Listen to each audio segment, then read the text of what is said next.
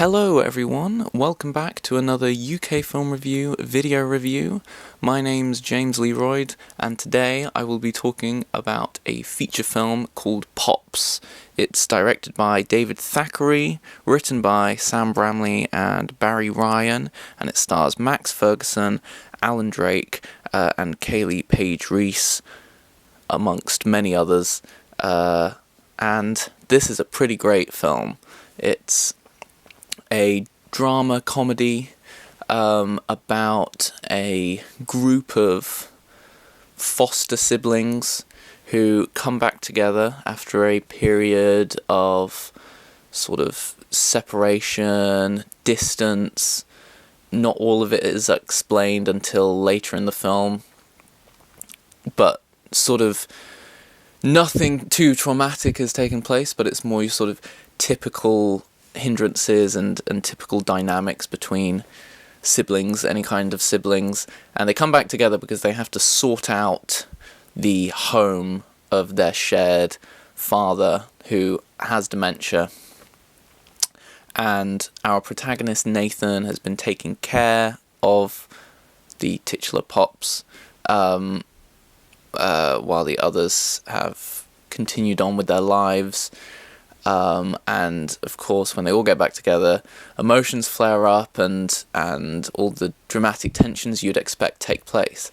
But it's not your typical kind of movie like that, because our protagonist Nathan is a documentary filmmaker who is aspiring to document everything that's happening, make an engaging movie about the dynamics between his foster siblings, and also a film about reflecting on their dad. So it's quite unique. It has that layer to it, that added lens, that added narrative characteristic to sort of get your teeth into, particularly if you're a filmmaker. But also another unique thing is that this is definitely a comedy through and through. From the description of what I've said, you might not think that, but it is very much a comedy because of the tone, which is heightened, often even slightly cartoonish, but it does make sure to keep everything very grounded overall. But yeah, it's a very, very funny film.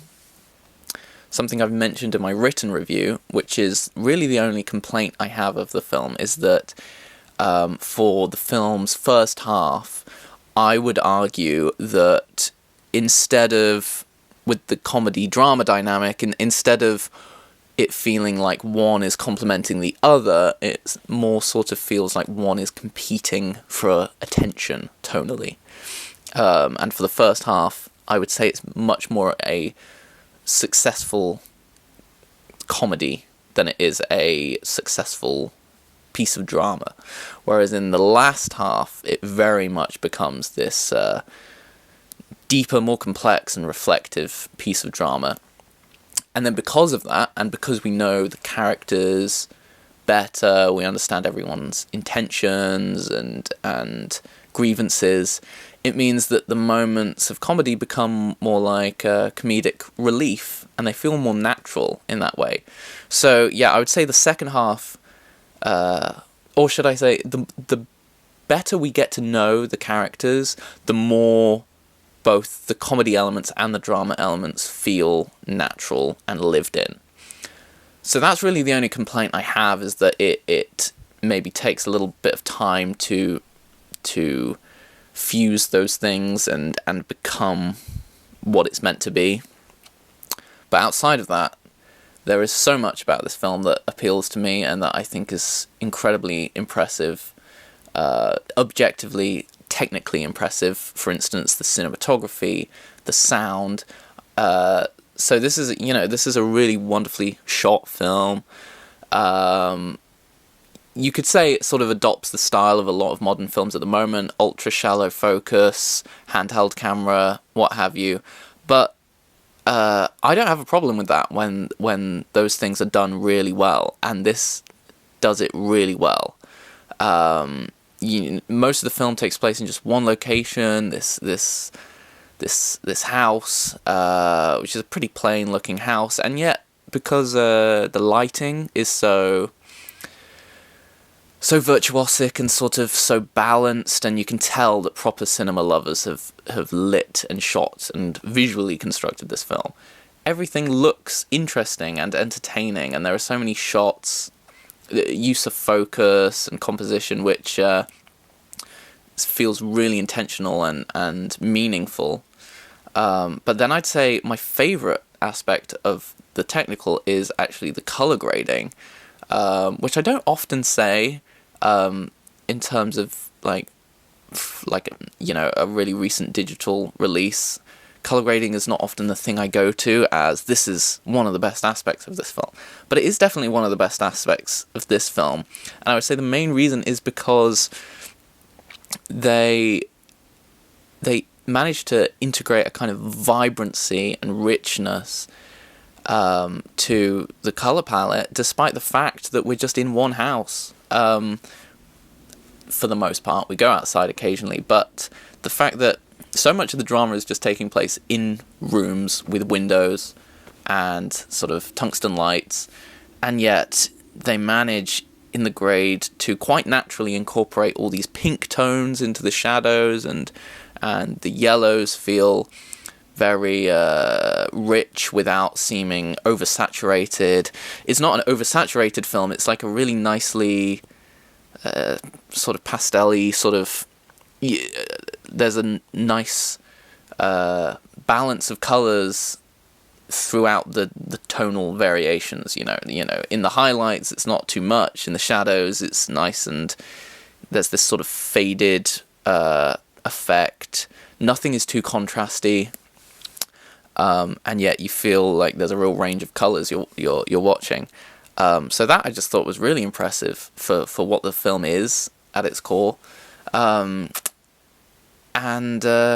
this is a really impressive piece of production. Everyone brought their A game.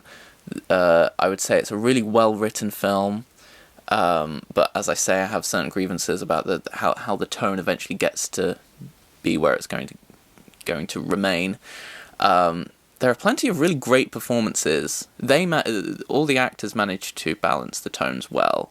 I would say, particularly, our protagonist of Nathan is quite an amusing character. He is the main point of humour throughout the film.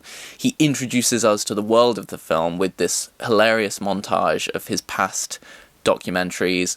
He's like a pigeon enthusiast.